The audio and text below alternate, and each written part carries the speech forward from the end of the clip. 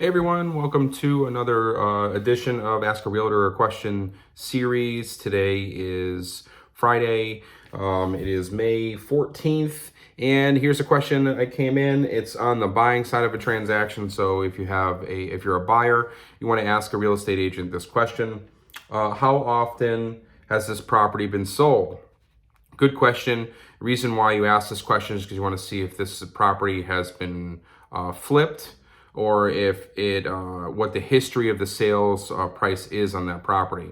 You can kind of get an idea of the value of the home by then, and you can see if somebody came in, bought the house cheap, turned it around, and flipped it for a profit. And if the seller is actually a flipper, then you can kind of gauge an idea how much the property is. And there may be some negotiation and some wiggle room in that. So great question.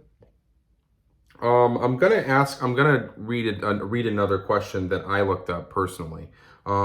It's a question I got from a website, and it looks like the question I have here is when do sellers have to move out? That's a good question. So if you're trying to sell a home quickly, most people are motivated to move out, so they'll move out fairly quickly. However, there are situations in this market where selling the home and buying a new home might be part of the process. So there might be some time frame contingencies that you might have to deal with as a buyer if you're purchasing a property.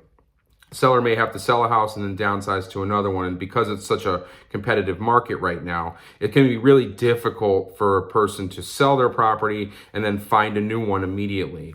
So there's some options for a buyer. They can lease the property back for a couple of months if they want to close immediately. And they can lease the property back to the seller for a couple of months and let them get the opportunity to purchase something else. You can stipulate all this into your contract, by the way.